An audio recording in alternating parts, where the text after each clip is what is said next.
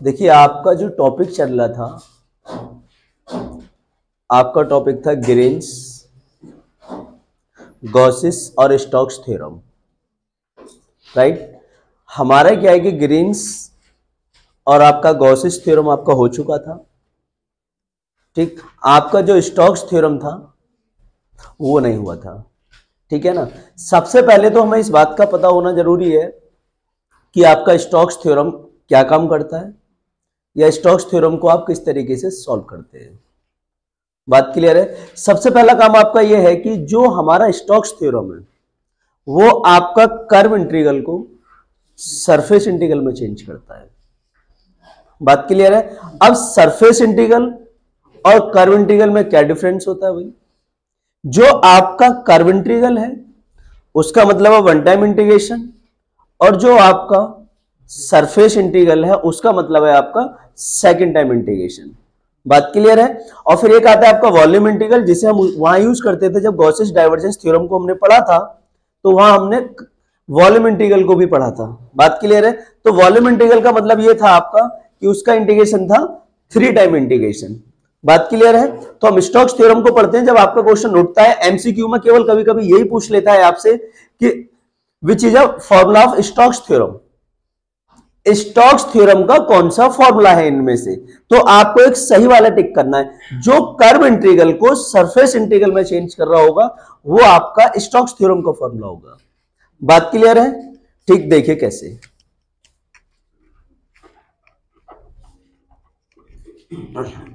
Stokes theorem,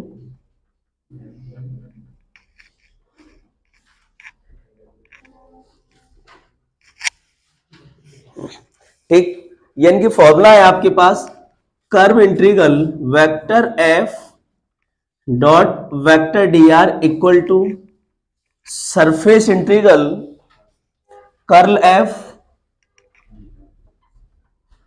dot N cap DS.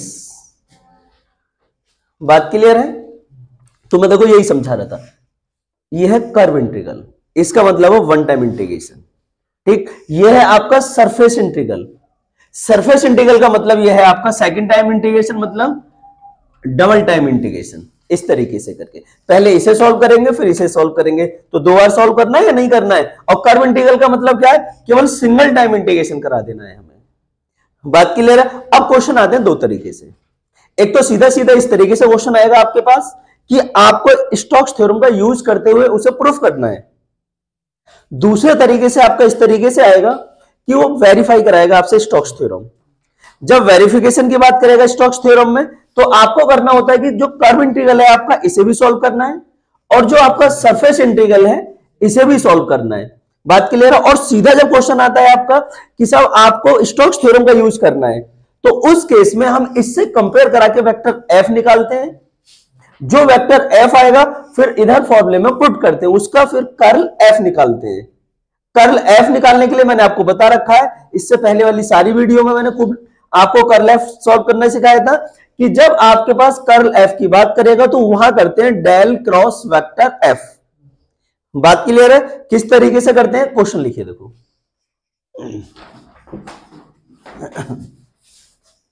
Question है आपका, important question है, प्रूव दैट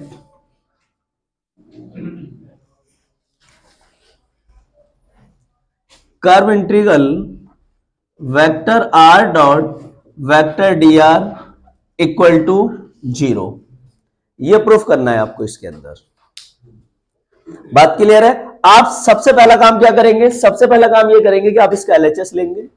दूसरी चीज, सबसे बड़ी चीज इसके लिए, आपको इसका आंसर डायरेक्ट भी याद रखना है। यह क्वेश्चन आपका डायरेक्ट एमसीक्यू में पूछा जाता है कि आपका curve integral vector r dot vector D R equal to 0। अब ये प्रूफ कैसे करना है, देखिए ध्यान से। आप इसका एलएचएस लीजिए, vector r dot vector D R curve integral, ठीक। अब काम क्या करोगे? On comparing,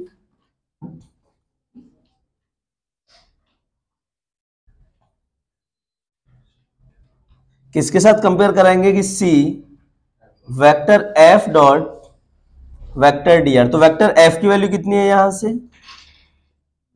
vector R, right. इस वेक्टर आर का क्या मतलब है आपका, X I Y J Z K. बात क्लियर है। अब मुझे अप्लाई करना है इसे इधर। जब मैं इसे इधर अप्लाई करूंगा तो उसके लिए कर्ल एफ निकालना पड़ेगा ना। नाउ कर्ल वेक्टर एफ, जब इसे कैलकुलेट करेंगे तो क्या करेंगे, डेल क्रॉस वेक्टर एफ।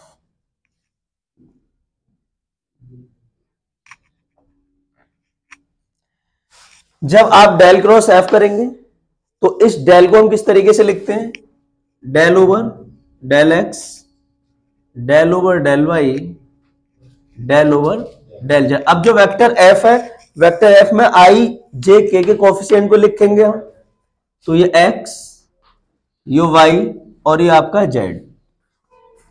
आई आपका ऐसे ही रहा, इसका मल्टीप्लाई इसके साथ माइनस इसका मल्टीप्लाई इसके साथ, फिर आपका माइनस आएगा, जे कैप को लेंगे आप, जे के लिए इसका मल्टीप्लाई इसके साथ माइनस इसका मल्टीप्लाई इसके साथ, फिर प्लस के कैप को लेंगे अब आप, इसका मल्टीप्लाई इसके साथ और इसका मल्टीप्लाई इसके साथ। ठीक है ना। अब देखिए आई कैप ऐसी रहेगा। अब ये आपका पार्शियल डिफरेंशिएशन किसके रेस्पेक्ट में है, वाई के रेस्पेक्ट में। यहां के दे रखा है आपका जेड, तो क्या हो जाएगा ये, और ये भी क्या हो जाएगा, जीरो। माइनस का जे कैप ऐसी रहेगा, एक्स के लिए जेड दे रखा है आपका तो जीरो, और ये भी कितना हो जाएगा, जीरो। प्लस का के कैप, ये भी जीरो माइनस जीरो। तो फाइनली कर्ल एफ क्या आएगा आपके पास, जीरो आ गया। बात क्लियर है। अब हमें किसका यूज करना है, स्टोक्स थ्योरम का यूज करना है। जो आपका ये कर्ल एफ जीरो जो आया, इसे उठा के किस में पुट करना है आपको, यहां पुट करना है। किस तरीके से भाई, स्टोक्स थ्योरम, ठीक। C vector F dot vector D R equal to surface integral, right. अब जो आपका कर्ल एफ उसकी वैल्यू क्या दे रखी है, यहां आपने जीरो लिख दिया, डॉट एन कैप डीएस, ये पूरा ही कितना हो जाएगा आपका, जीरो।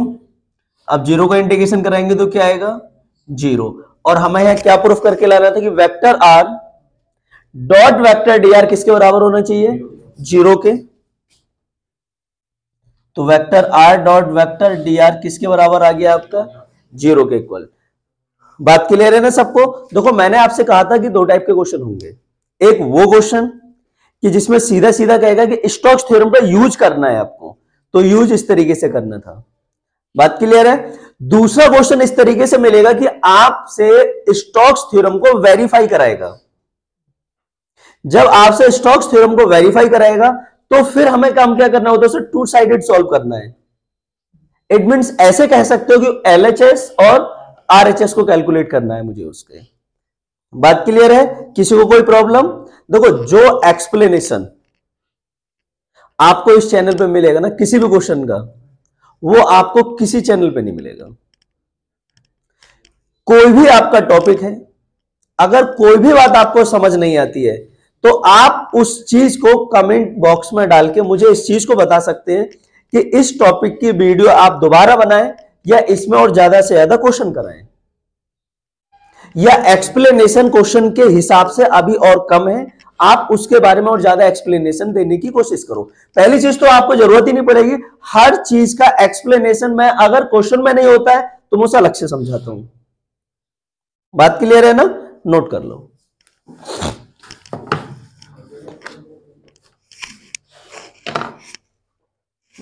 देखिए आपका नेक्स्ट क्वेश्चन है, नेक्स्ट क्वेश्चन लिखिए आप लोग।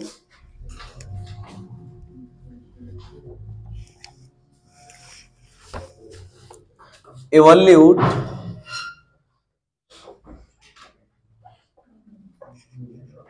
by Stokes theorem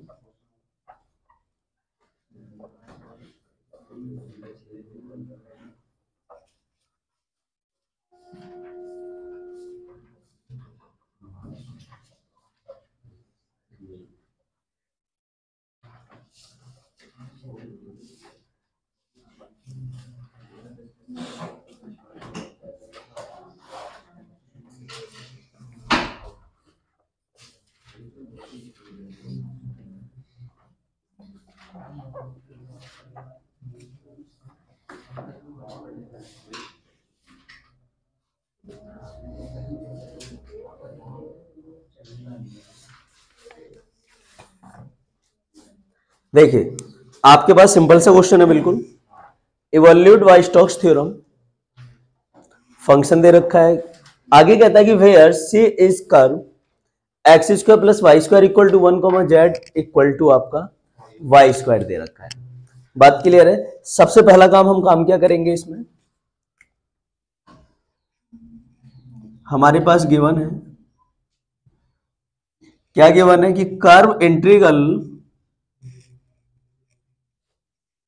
Y z d x z d y x y d z, ये दे रखा है आपके पास। बात क्लियर है ना। अब देखो एक चीज ना बहुत ध्यान से समझना, इसमें आपको वेक्टर एफ की वैल्यू डायरेक्ट नहीं दे रखी है। जब वेक्टर एफ की वैल्यू आपको डायरेक्ट नहीं दे रखी है, अब स्टोक्स थ्योरम का यूज करा रहा है, तो आपको वेक्टर एफ होना चाहिए। भाई बात क्लियर है ना। जब तक आपके पास वेक्टर एफ की वैल्यू नहीं होगी, आप कर्ल एफ कैसे निकालेंगे उसे कैलकुलेट करने के लिए। बात क्लियर है।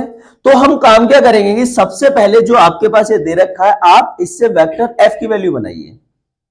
अब वेक्टर एफ की वैल्यू को बनाने के लिए आपको काम क्या करना है, देखो सिंपल सा है, एक कर्व इंटीग्रल, राइट। आप इसे ऐसे लिख सकते हो, y z i cap x z j cap x y k cap और डॉट, राइट। अपनी तरफ से यहां ये ऐसे लिख सकते हो कि डी एक्स आई कैप डी वाई जे कैप डी जेड के कैप। ये बात क्लियर है सबको, पक्का। आगे चलिए, अब हम ये कर्व इंटीग्रल आपका ऐसे ही, ये आपका y z i cap x z j cap x y k cap को मैं ऐसे लिख देता हूं डॉट, इसे मैं लिख देता हूं वेक्टर डी आर। किसे, जो आपका D x I D Y J और डी जेड के जो लिखा हुआ है, राइट। तो अजय इसकी जगह हमने ये लिख दिया बच्चे, इसे किस तरीके से लिखा। अब देखो एक चीज समझिए आप ध्यान से, आपके पास वेक्टर आर इक्वल टू होता है x I Y J Z के, राइट। आप इसका सिंपल डिफरेंशिएशन कराइए वन टाइम, तो इसका कितना हो जाएगा वेक्टर डी आर, इसका कितना हो जाएगा डी एक्स आई, इसका हो जाएगा डी वाई जे और इसका हो जाएगा आपका डी जेड के कैप। तो क्या हम इसकी जगह इसे नहीं लिख सकते हैं? तो वही काम तो किया है कि d x i plus d Y j plus d z j की जगह क्या लिख दिया आपने, डी आर वेक्टर, राइट। अब on comparing,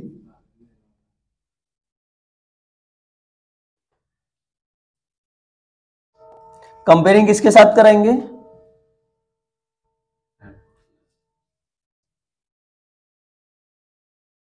vector F dot vector D r के साथ में, राइट। तो यहां से हमारे पास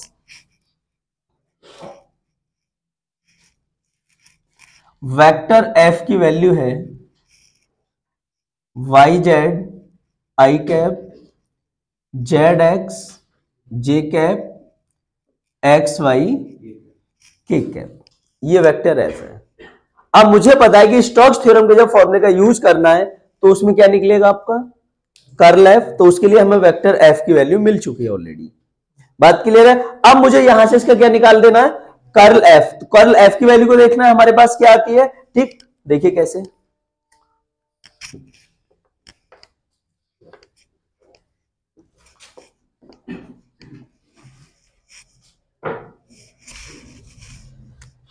नाउ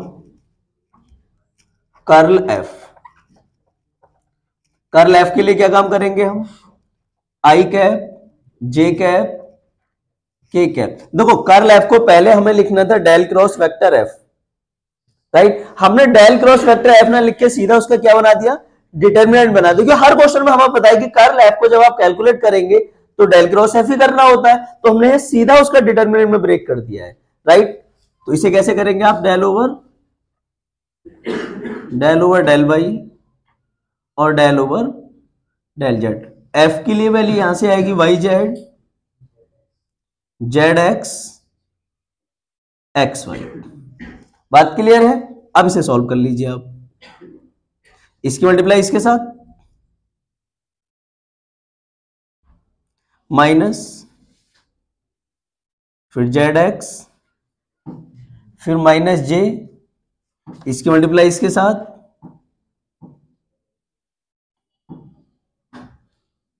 फिर डेल ओवर डेल जेड और वाई जेड, फिर प्लस के कैप और इसकी मल्टीप्लाई इसके साथ, तो del over del x minus del over del y और वाई जेड, ये आ गया। ठीक है ना। अब देखिए आई कैप आपका ऐसे ही रहा, ठीक। आप y के रिस्पेक्ट में इसका डिफरेंशिएशन करेंगे तो y का तो 1 हो जाएगा ना, केवल कितना बचेगा, माइनस z का कितना हो जाएगा 1, कितना बचेगा, x का 1 y बचेगा, z का 1 या y बचेगा, फिर प्लस का k कैप, अब कितना आएगा यहां से z और माइनस z। देखो इससे कैंसिल, y से y कैंसिल, x है आपका, तो फाइनली क्या मिल गया आपको, 0 मिल गया। बात क्लियर है। कर्ल एफ की वैल्यू क्या है आपके पास, 0। अब इसे क्या काम करना है, फॉर्मूले में यूज करना है मुझे, तो हम काम क्या करेंगे,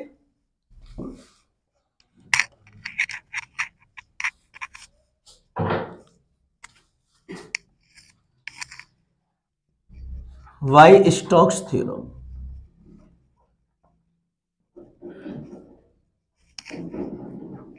curve integral vector F dot vector D R equal to surface integral, curl f की वैल्यू कितनी है, 0 dot N cap d S.